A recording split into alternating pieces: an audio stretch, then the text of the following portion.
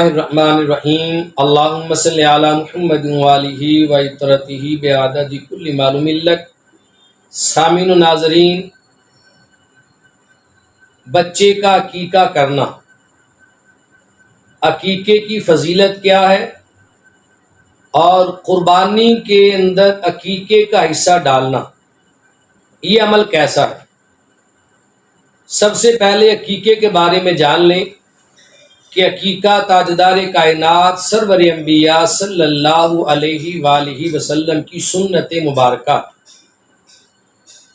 عقیقہ کہتے ہیں بچے کی ولادت کے بعد شکرانے کے طور پر جو جانور ذبح کیا جاتا ہے اسے عقیقہ کہتے ہیں۔ ولادت کے بعد جو جانور ذبح ہو وہ عقیقہ ہے۔ سنت طریقہ یہ ہے کہ بچہ پیدا ہو تو بچے کے پیدا ہونے کے 7 دنوں کے بعد، اگر 7 دن بعد نہ ہو سکے تو پھر 14 دنوں کے بعد، اور اگر 14 دنوں کے بعد نہ ہو سکے تو پھر 21 دن کے بعد، لڑکا ہے تو لڑکے کے نام کے 2 بکرے اور لڑکی کے حصے کا 1 بکرا یہ ذبح کرنا، یہ شرعاً عقیقہ کہلاتا ہے۔ عقیقہ میرے آقا صلی اللہ علیہ وسلم کی سنت ہے اور کثیر حدیث طیبہ سے ثابت ہے۔ صحیح بخاری کے اندر روایت ہے، حضرت سلیمان بن عامر رضی اللہ تعالی عنہ اس حدیث پاک کے راوی ہیں۔ آپ فرماتے ہیں رسول اللہ صلی اللہ علیہ وسلم کو ہم نے فرماتے ہوئے سنا، آقا نے فرمایا کہ لڑکے کے ساتھ عقیقہ ہے، یعنی لڑکا پیدا ہو تو اس کی پیدائش کے بعد عقیقہ، اس کی طرف سے خون بہاؤ۔ میرے آقا نے فرمایا بچے کی طرف سے خون بہاؤ اور اس سے اذیت کو دور کرو، تکلیف کو دور کرو اور اس کے سر کو منڈواؤ۔ اس حدیث پاک سے یہ بات ثابت ہو رہی ہے کہ بچے کی ولادت کے بعد اس کا عقیقہ کرنا چاہیے۔ اگر بچے کا عقیقہ نہ کیا جائے تو بچے کو اذیت اور تکلیف پہنچتی رہتی ہے۔ عقیقے کے ذریعے تاجدار کائنات سرور انبیاء صلی اللہ علیہ وسلم کے فرمان کے مطابق بچے سے اذیت اور تکلیف کو دور کرنا چاہیے۔ دوسری حدیث پاک ابو داؤد شریف میں ہے، جامع ترمذی کے اندر بھی ہے اور نسائی شریف کے اندر بھی یہ حدیث پاک موجود ہے۔ حضرت ام کرز رضی اللہ تعالی عنہا سے حدیث پاک روایت ہے، آپ فرماتی ہیں کہ رسول اللہ صلی اللہ علیہ وآلہ وسلم نے فرمایا لڑکے کی طرف سے 2 بکریاں اور لڑکی کی طرف سے 1 بکری، اس کے ذبح کرنے میں کوئی حرج نہیں۔ ذبح کریں تو ذبح کرنے میں کوئی حرج نہیں، کس بات میں؟ وہ جانور نر ہو یا مادہ، نر ہو یا مادہ، بکری ہو یا بکرا، اس کے ذبح کرنے میں کوئی حرج نہیں ہے۔ اسی طرح تیسری روایت ہے جسے امام احمد بن حنبل نے مسند احمد بن حنبل کے اندر روایت کیا، ابو داؤد شریف کے اندر آئی، جامع ترمذی کے اندر بھی ہے اور سنن نسائی کے اندر بھی یہ روایت موجود ہے۔ حضرت سامورہ رضی اللہ تعالی عنہ اس حدیث پاک کے راوی ہیں۔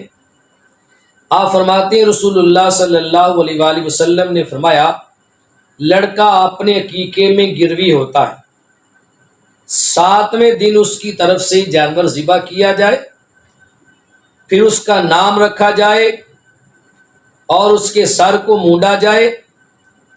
گروی ہونے کا مطلب یہ ہے کہ اگر بچے کی جانب سے عقیقہ نہ کیا جائے تو اس سے پورا نفع حاصل نہیں ہوگا جب تک اس کا عقیقہ نہ کر دیا جائے۔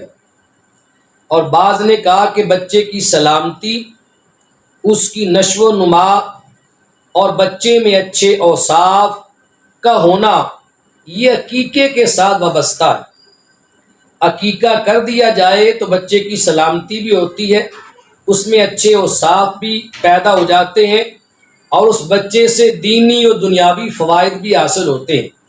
جب تک اس کا عقیقہ نہ کیا جائے تو اس سے یہ فوائد حاصل نہیں ہوتے، بلکہ بچہ گروی رہتا ہے اور بچے کو اذیت اور تکلیف پہنچتی رہتی ہے۔ جامع ترمذی کی روایت ہے، علی المرتضیٰ شیر خدا رضی اللہ تعالی عنہ کی جانب سے روایت ہے، آپ فرماتے ہیں جب امام حسن مجتبی رضی اللہ تعالی عنہ کی ولادت باسعادت ہوتی ہے تو رسول اللہ صلی اللہ علیہ وسلم تشریف لائے اور فرمایا اے فاطمہ آپ نے اس بچے کا سر مونڈ دو اور اس کی جانب سے ایک بکری عقیقہ کر دو۔ اور ایک روایت میں ہے کہ حضور علیہ الصلوۃ والسلام نے امام حسن مجتبی رضی اللہ تعالی عنہ کی جانب سے ایک بکری کو ذبح کیا، پھر فرمایا اے فاطمہ اس کا سر منڈوا دو، اس کے بال کے وزن کے برابر چاندی اللہ کی راہ میں غربا مساکین میں صدقہ کر دو۔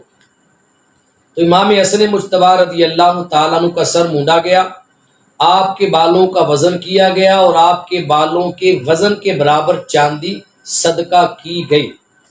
یہ ہے احادیث طیبہ میں عقیقے کی فضیلت۔